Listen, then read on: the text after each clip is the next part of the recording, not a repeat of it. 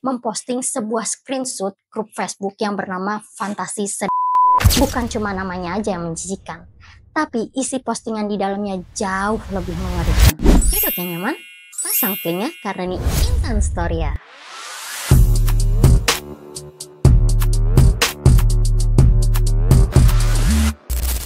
Jangan lupa subscribe ya.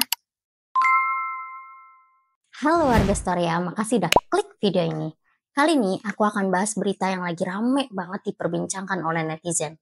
Kalian udah pernah belum lihat postingan ini sebelumnya? Kemarin tuh rame banget yang di-post gambar ini di Instagram ataupun TikTok. Ada grup di Facebook yang bikin geleng-geleng kepala. Namanya Fantasi. Maaf ya kalau di video kali ini banyak yang aku sensor, agar video ini tetap aman dan tidak di-take down oleh YouTube. Jadi, grup ini berisi orang-orang yang punya fantasi di luar nurul alias di luar nalar. Dan yang bikin mengerikan, grup ini ternyata isinya beneran cerita-cerita yang menjijikan. Tentang hubungan, tentang anak, orang tua, adik kakak, semuanya difantasikan. Awalnya banyak yang mengira ini cuma fiksi. Hanya sebuah imajinasi, cerita biasa. Tapi setelah aku telusuri, ternyata ada dampak nyatanya. Bahkan sampai ada kasus jenazah bayi yang dikirim lewat ojol ke masjid gara-gara hasil hubungan sedang.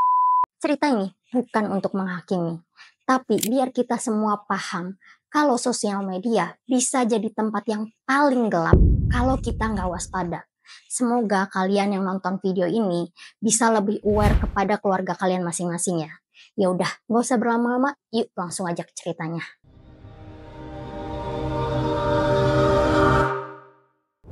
Grup ini pertama kali viral pada tanggal 14 Mei 2025. Seorang pengguna X yang bernama Riana Siska Tambunan memposting sebuah screenshot grup Facebook yang bernama Fantasi Sedih. Bukan cuma namanya aja yang menjijikan, tapi isi postingan di dalamnya jauh lebih mengerikan. Bayangin warga Storia, ada cerita anak yang diinginkan oleh ayahnya sendiri, cerita tentang ibu dan anak laki-lakinya, bahkan adik kakak juga ada di situ. Semuanya dibungkus dalam sebuah narasi yang disebut sebagai cerita dewasa fantasi. Kita semua tahu warga Storia, ini bukan cuma sekedar cerita, tapi ini udah penyimpangan. Dan yang bikin tambah serem, anggota dari grup ini lebih dari 30.000 orang. Banyak yang berkomentar seolah-olah mendukung atau menikmati. Bahkan ada juga yang minta lanjut ceritanya. Dan ada juga yang share grup serupa seperti cerita dewasa dan juga suka duka fantasi. Banyak dari mereka yang menggunakan akun asli, seakan-akan gak takut untuk ketahuan. Beberapa isi komentar yang berhasil direkam warganet jauh lebih parah. Ada yang menulis, istri gue gak sepanas anak gue sendiri. Dan yang lainnya membalas dengan emotikon ketawa. Bahkan ada juga yang nulis, kalau gue sih udah ngegarap dari kecil. Ini bukan sekadar fiksi warga Storia. Ini jelas-jelas mengarah pada normalisasi tindakan kriminal. Ada juga yang terang-terangan berbagi tips gimana caranya menggoda anak sendiri tanpa dicurigai. Bahkan ada thread yang isinya pollingan siapa karakter favorit dalam hubungan. Semua ini terjadi secara publik di platform sebesar Facebook. Dan yang lebih parahnya lagi, selama bertahun-tahun grup ini tetap eksis tanpa adanya tindakan. Warganet pun langsung ramai. Tagar tentang grup ini sempat trending. Banyak yang minta Kominfo dan juga Meta sebagai pemilik Facebook untuk segera ambil tindakan. Ya, tapi seperti biasa, kita baru ribut pas udah viral.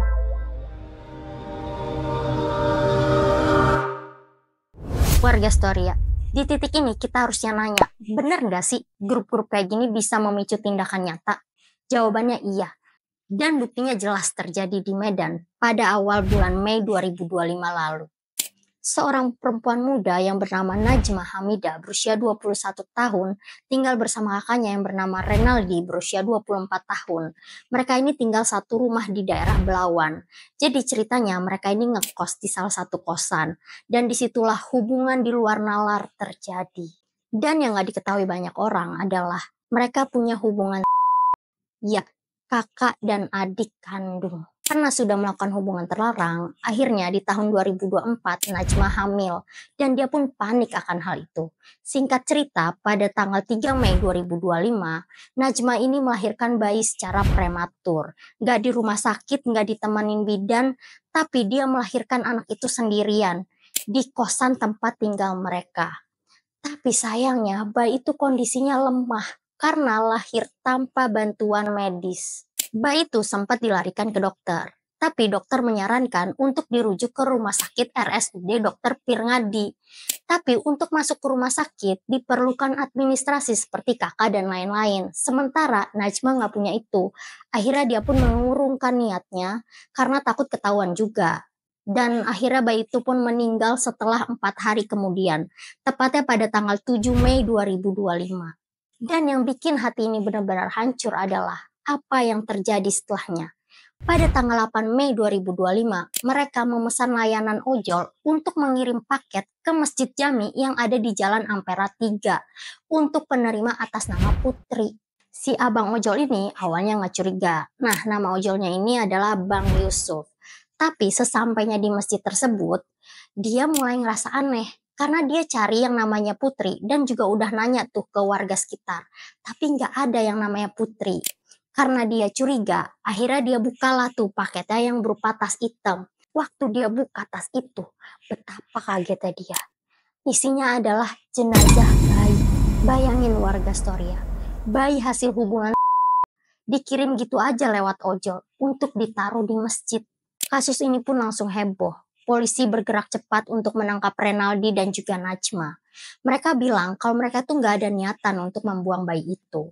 Alasan mereka mengirim bayi itu ke masjid agar bayi itu dikubur dengan layak oleh warga sekitar masjid tersebut. Mereka dijerat dengan pasal pelanggaran pelindungan anak. Bisa dihukum hingga 15 tahun penjara. Kasus ini menunjukkan betapa fantasi yang beredar bebas di internet dapat berubah menjadi aksi nyata yang tragis dan mengerikan.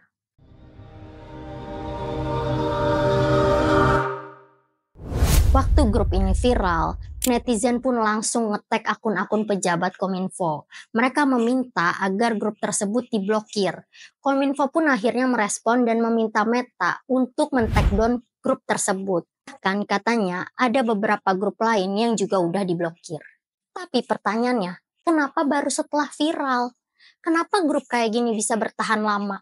Punya ribuan anggota, bahkan bisa bikin konten aktif setiap harinya tanpa kena sensor. Meta sebagai pemilik Facebook punya sistem moderasi konten.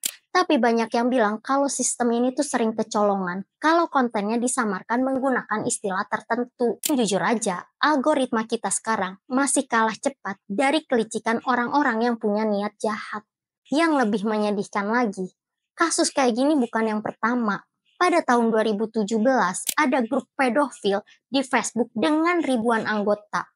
Baru ditindak setelah media ribut. Harus viral dulu baru diblokir.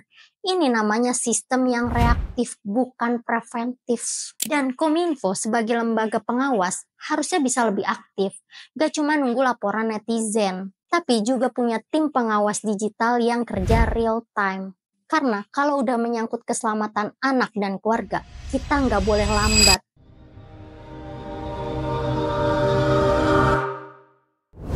Warga Storia, meskipun grup-grup ini mengaku cuma fantasi atau cerita fiksi, tapi dampaknya nggak bisa kita anggap remeh. Data dari BBC Indonesia menyebutkan, banyak pakar yang bilang konten seperti ini bisa menjadi tempat orang membenarkan kelainan seksual. Dan kalau terus-terusan dikonsumsi, bisa menumpukan empati, bahkan bisa menjadi pemicu untuk bertindak di dunia nyata. Apalagi mayoritas pelaku kekerasan seksual dalam rumah tangga atau hubungan itu bukan orang asing, tapi orang terdekat seperti ayah, kakak, paman, atau saudara sendiri. Bahkan dalam survei yang dilakukan pada tahun 2010 sampai 2017 menyatakan bahwa 89% kasus hubungan tidak pernah dilaporkan dan yang tahu cuma pelaku dan korbannya saja. Karena kalau dibiarkan, pertanyaannya bukan lagi apakah akan terjadi, tapi siapa korban selanjutnya. Oke warga Storia, update terbaru yang aku dapat, udah ada 6 pelaku yang ditangkap. dan mereka diduga sebagai admin dan juga member aktif yang menyebarkan foto dan juga video di grup Facebook tersebut. Cerita ini berat, tapi justru karena cerita ini berat, kita nggak boleh pura-pura nggak tahu. Grup kayak Fantasi dan juga kasus Renaldi dan juga Najma di Medan, itu membuktikan bahwa batas antara dunia maya dan dunia nyata itu makin tipis. Sebagai pengguna internet, kita semua punya tanggung jawab. Tapi kalau kita melihat konten yang menyimpang, laporkan. Jangan kasih ruang mereka tumbuh. Edukasi anak-anak dan juga keluarga tentang batasan, tentang hubungan yang sehat, dan juga pentingnya saling menghormati. Nah, warga Storia, gimana menurut kalian tentang kasus ini? Coba tulis pendapat kalian di kolom komentar ya. Sekian dulu video kali ini, sampai jumpa di video berikutnya. Jangan lupa like video ini kalau kalian suka, subscribe channel YouTube aku, serta share ke teman-teman kalian agar warga Storia semakin besar, dan juga aktifkan loncengnya agar kalian gak ketinggalan video-video aku berikutnya. Bye-bye.